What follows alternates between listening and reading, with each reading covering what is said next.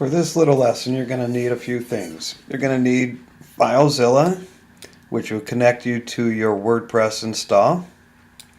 You'll need your Photoshop, where you'll create your website look and feel. You'll need Firefox, and I would insist on Firefox because the right-click ability has a lot of important tools for you. And you'll need Dreamweaver. Okay, let's start out with our Photoshop. I created this. Now, something that we never talked about that is kind of important. You'll see that this is designed according to the grid, the 960 grid with 12 columns. So what we're looking at is a header that's going to be 160 pixels high. A nav that could be, I don't know, it looks like 40 pixels, but we can change that. You have a right bar, which is 3 columns, and a center section, which will be 6. A right bar, which will be 3 columns, and a footer. Now, that's the way the basic site's going to be. And because this is responsive, one thing you need to consider is that when it gets down to the size of an iPad, maybe this is not such a great scheme, especially in the center with 3 columns, 6 columns, and 3, because when you get down to the iPad, those columns get kind of narrow. So I created an additional look and feel so that when it gets down to 480, what's going to happen is the left column is going to get wider, and the section is going to take up the rest. And then whatever is in the right bar is going to stack underneath this, but a little bit later. Okay, so here we go. Let's begin by cutting this typically how we've been doing it. I'm going to get the 160. Now, unbeknownst to you, you can go a little bit further because when you do a header graphic, it's going to be the height of your header div, and so you can go a little bit further. So I'm going to do Command C, Command N, return, Command V. I'm going to save this for the web, of course. Okay, I'm going to make it a JPEG. And I am going to create a new directory on my desktop, and I'm just going to call it demo. Okay, and inside demo, I'm going to save my header. Okay. Save. And then I can get rid of this one because I already saved it. Okay. Then I'm going to not worry about the nav because that's a solid color. I'm going to go all the way across from one end to the other, as you know. Copy, new, paste it, file, save for the web. I'm going to call this BG, make sure it's a JPEG, in my root folder, BG. Okay, and then I'll close this. Not saving. Then I'm going to turn off this 3 column and turn on the 1 column, and I'm going to copy this. I'm going to call this file, save for the web. I'm going to call this save. I'm going to call it BG 480 because when it gets down to 480, this is the background. Okay, I can close and save, and then I will put the footer as well. Now we're not really going to need this graphic because this also is going to be CSS, but we'll do it anyway. Save for the web. Save. You might want a graphical footer, so this is how you do it. Footer JPEG. Alright, so now if we were to go to our Finder and look to see our demo, you can see that inside we have our graphics, our BG 480, our footer, and our header. Okay, now that we have those all set and they're in a root directory, let's go to our responsive design creator. It's on tools.spexgfx.com. Go to Tools, WP Responsive Theme, and you get this. Now you can read through, and it's important. There's a lot of important things in the introduction, but the process for creating this is: number one, draw it out on a grid, create your page, your website in Photoshop, cut it up into pieces, go to Dreamweaver, create the page, and then put in the WordPress code. These are the essential files that you need. Now you can explore other WordPress themes, and you can see that there are a lot more files in the theme directory, but I reduced this to the essentials. Okay, it's important that you begin with the style sheet. So all you have to do is go to Style CSS. We're going to run through these buttons in the first tutorial. We go to Style, and let's go and copy everything in this column. This is all the code that you need to create your style CSS. So I'm going to copy this. I'm going to go to Dreamweaver, open up a new file. It doesn't matter what any of these, because we're deleting everything. I'm going to create it. I'm going to select everything, delete, and paste. Now, when I'm beginning this here CSS, I'm going to go to the top and I'm going to name my theme. I'm going to call this Demo for Specs. That's going to be the name of my theme. Now my website, where people can refer to these instructions or the origin of the theme or whatever, will be tools.spexgfx.com. And what's going on is this is going to be in the theme directory in the back end of WordPress that will help your client identify what theme they're on. Just a short demo, and the author is me, Gary Farmer. Okay, now if there's another version coming up, you can do that as well. Okay, I'm going to save this file, save as. I'm going to save it in my demo directory. Everything goes in the root directory. There we go. And I'm going to save it exactly as style.css. It cannot be anything else, no capitals, no plural, no nothing, just style CSS. And there it is. Here's my first file, my style CSS. Okay, now that I have my style CSS, I can create my website. So I'm going to go to File, New. It's going to be an HTML, and you are going to create this just like you would do any other website. I'm going to go to the body. Well, before we do that, there's one thing that you have to know. Sometimes on a Mac, this connecting the style sheet does not work.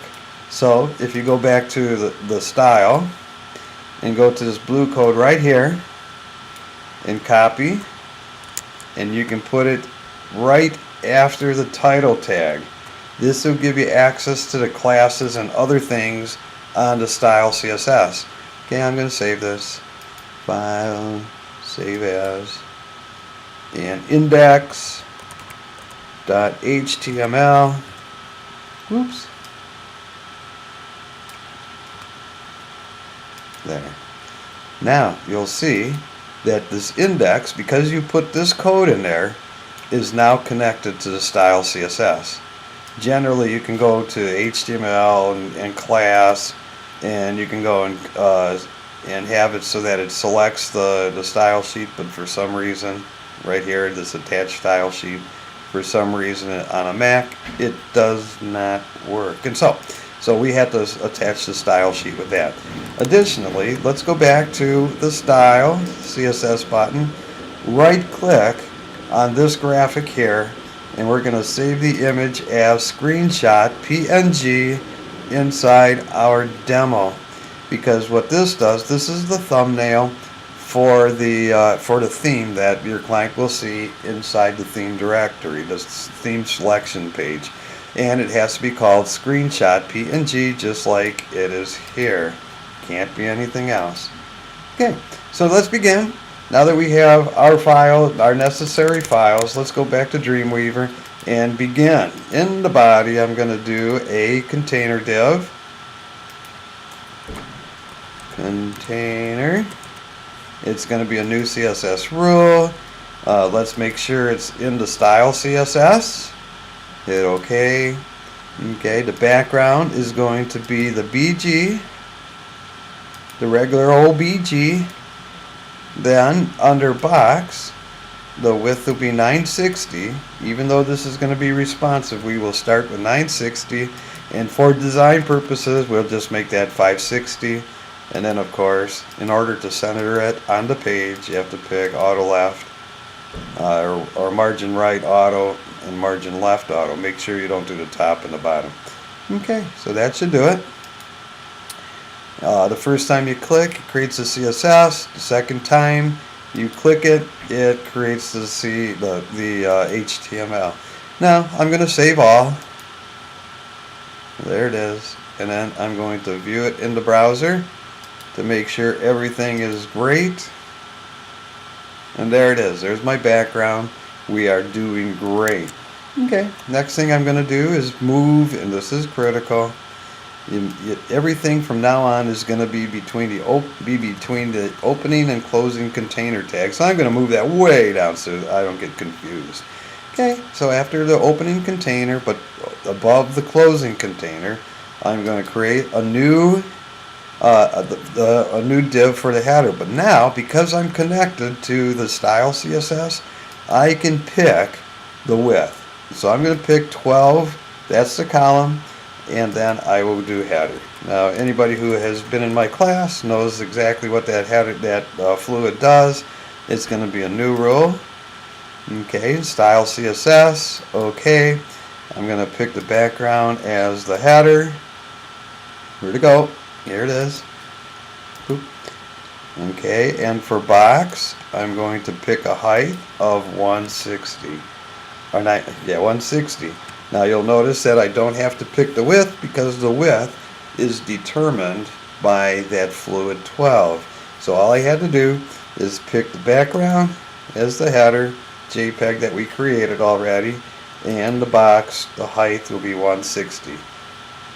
Click it once, writes the CSS, click it twice, writes the HTML. I'm going to save it all. I'm going to look at my page so far, make sure things are falling into place. Yes, there's the header. Here's the background. Good. So everything is looking good. And so let's go back. And so here we go. Underneath the header, I'm going to put the nav. Now remember, we are going to just use a color. So I'm going to call this fluid 12 because it has to go all the way across. Then I'm going to call it nav. New CSS rule in the style CSS. Good so far. For the background, I am going to go to my PSD. I'm going to close this. Don't save. I'm going to grab this color right down here. According to my design, I'm going to paste that in here. Okay. And then no background necessary. No, so we'll go to the box. Let's just make it 30. We'll make it 30 pixels. No float, no nothing, no width, because that's determined by the fluid. Okay, so I'm going to hit OK. And OK. I'm going to save all. And look at my site so far. Good, so there's the nav. You'll see that it is color, so we don't have to worry about a graphic being slow and loading. I'm just going to get rid of this before the header goes here, just like that. Okay, so now that we have the nav, let's create our sidebars. I'm going to do the div, and because it's 3 columns, I'm going to pick my class fluid 3. I'm going to call it left bar, but you can call it whatever you want. These are not asides. They're not HTML5 asides, so left bar, Style CSS, okay. Now because the fluid 3 determines the width, all I have to do is go to box, float left, and there. And that's all I have to do. And so, now I'm going to do, and fine, I'll check it to make sure it's working right. It's always a good idea. So there it is. Now, what I want to do is put a little bit of padding on that. And there is a class that pads it by 10 pixels. So I'm just going to highlight this. Go to div, and my class is going to be nested. And that's what's going to give a 10 pixel padding. And I don't have to create a rule because there's already a class called nested. And so you can see that in the nav, here, let me just separate this so you can see the beautiful code. So we have the left bar, which is this. Then we have the nested portion, which is this. And we have the content for the left bar right here. I'm going to save all, and you'll see that there's beautiful padding around that now. Okay, so let's do the next one. Let's do our section. I'm going to go to div, class, 6, because the 2 bars on the side are going to be 3, which leaves 6 columns left. I'm going to call this section. Create the new row. Style CSS. And because the fluid 6 determines the width, all I have to do on this is do a float left. And never put a height on this because you never know how much content is going to go here. And that's all I have to do. Creates the CSS, writes the rule. Let's highlight this.